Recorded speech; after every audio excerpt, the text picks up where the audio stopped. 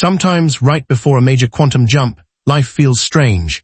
Not chaotic, not entirely peaceful, but as if something is shifting under the surface in a way you can't quite name. The conversations around you feel a little hollow. The routines that once gave you comfort suddenly feel irrelevant. Even your ambitions, the ones you used to chase with so much energy, feel like they've lost their flavor. And this can be unsettling because the mind has been trained to believe that progress looks like constant activity, constant movement, constant doing. But in truth, this strange quiet you're feeling is one of the most important signals that your life is about to transform. It's not stagnation. It's not apathy. This is recalibration. In quantum mechanics, before a particle shifts to a new state, it enters what's called a period of uncertainty. Physicists might describe it as a superposition. A moment when the particle holds multiple potentials at once, none yet collapsed into reality. This is not a pause, it's the most dynamic state imaginable. At this stage, every possible outcome exists, and you right now are in that same state. It's a liminal space, a doorway between timelines where the old version of you is dissolving and the new version is forming in a reality that already exists in the quantum field. The human mind, obsessed with linear progress, struggles to trust this. It wants to see evidence, results, steps, but the quantum doesn't play by those rules. What you're feeling is the dismantling of the old vibrational blueprint. Think of your life as an intricate web of patterns, beliefs, and energetic signatures. For years, those patterns have held you in a certain frequency, which kept you anchored to a specific timeline. But when your higher self decides it's time to move, that web begins to loosen. Threads start snapping. Old energetic contracts expire. And because this all happens at the vibrational level before it appears in the physical, the first thing you notice is the stillness, the emptiness, the absence of your old drive. And this can feel like something is wrong, when in reality, it's the surest sign something is about to go profoundly right. Spiritually, many traditions describe this phase as the void. Mystics speak of it as the fertile darkness, the place where creation is seated before it blooms into light. In the void, your soul is reorganizing itself to match the reality you are calling in. The old tools you used to navigate life may no longer work here because they belong to the identity you are leaving behind. Your job now is not to panic, but to breathe into the stillness and trust it. The silence is not empty. It is full of quantum information, reorganizing your reality in ways your conscious mind cannot yet see. Science supports this too. Studies on neuroplasticity show that the brain needs periods of downtime to rewire itself for new patterns. When you're stepping into a new frequency, your nervous system is adjusting. Your brain's predictive models are recalibrating, and your body is learning a new energetic baseline. This recalibration phase is essential because you can't carry the chaotic frequency of the old timeline into the stability of the new. You must release before you can receive. Imagine the moment before a great symphony begins. The lights dim, the audience grows silent, and the musicians take their places. That silence isn't wasted time. It's the preparation for something powerful. Or think of it like a bow being drawn before an arrow is released. The tension isn't a delay, it's the very thing that will propel you forward. Right now, the universe is drawing you back, not to hold you down, but to launch you into a trajectory you couldn't reach with sheer effort alone.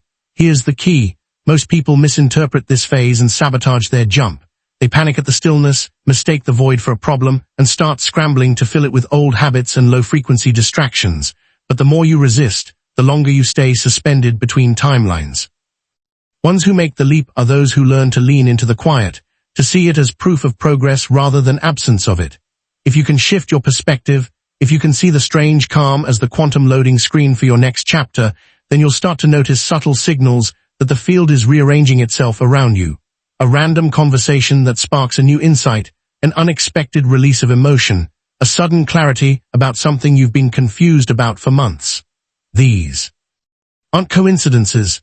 They are micro-adjustments in your frequency, lining you up with the new reality. So if you're here feeling a little out of place, unsure of where you're going, but certain you can't go back, congratulations. You're in the exact vibrational space where transformation becomes inevitable.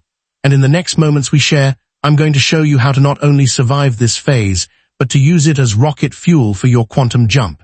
Because once you recognize it for what it is, you'll stop resisting and start moving toward your next timeline with clarity, trust, and the magnetic pull of inevitability. One of the most misunderstood aspects of a quantum jump is that it rarely begins with a burst of energy or a dramatic sign from the universe. More often, it begins with friction. Not the chaotic kind that throws your life into obvious turmoil, but subtle, disorienting moments where the things that used to fit you no longer feel quite right. Relationships that once felt comfortable now feel constricting. Work that once gave you purpose feels hollow. Even your inner dialogue starts to sound foreign, as if it's coming from a version of you that no longer exists. This is the frequency mismatch phase, the moment your soul is accelerating into a higher vibration while parts of your life are still operating in the old one. In quantum terms, this is what's known as decoherence. When two systems, in this case, your inner state and your outer reality, are no longer vibrating in harmony. Tension becomes impossible to ignore, and that tension is not a mistake. It's a signal that your current reality cannot sustain the energetic blueprint of where you're going. Think of it like trying to run the latest software on outdated hardware. The system will lag, glitch, and eventually crash, not because something went wrong, but because an upgrade is required. That upgrade is your quantum jump. Spiritually, this is where many people start to question everything. Why does it feel like I'm falling apart when I'm supposed to be leveling up? The truth is, you're not falling apart. You're falling out of alignment with your old timeline, and that dissonance is the exact force that will propel you toward the new one. Imagine standing with one foot on each of two boats drifting in opposite directions. Eventually, you will have to commit to one. And the one that matches your frequency will always feel like relief, even if it requires you to leave the familiar behind. Here's where most people get trapped. The mind, uncomfortable with uncertainty, tries to cling to the old. It will tell you to fix what's breaking, to smooth over what's falling apart, to restore what's fading away. But in the quantum field, restoration of the old is a step backwards. What feels like breakdown is actually the shedding of density. Old beliefs, patterns, and identities that can't travel with you to your new timeline. If you rush to patch them back together, you delay the jump. If you allow them to dissolve, you accelerate it. Physics gives us a metaphor here. When an electron jumps to a higher orbital, it must absorb a precise amount of energy. No more, no less. Once it reaches that threshold, it instantly transitions to the new state. There's no in-between. Similarly, your quantum jump happens the moment your frequency matches the reality you're moving into. Not when you force it, not when you push for it, but when you allow the old frequency to fully release so the new one can lock in. This is also why so much doing at this stage is counterproductive.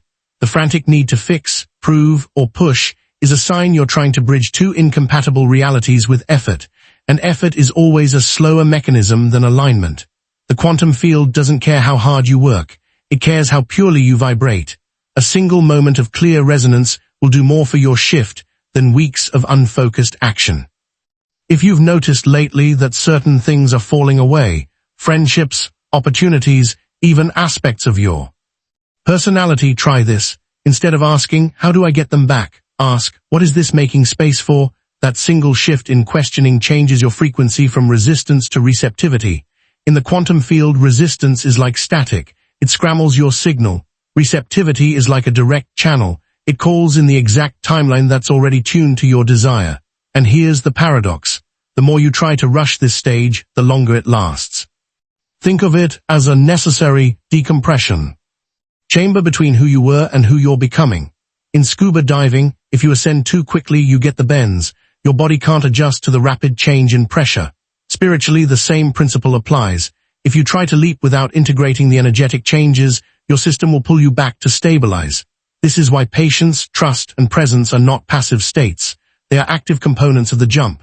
So if right now your life feels like it's half erased, if you're standing in the rubble of what no longer fits, but can't yet see what's being built, you are exactly where you need to be.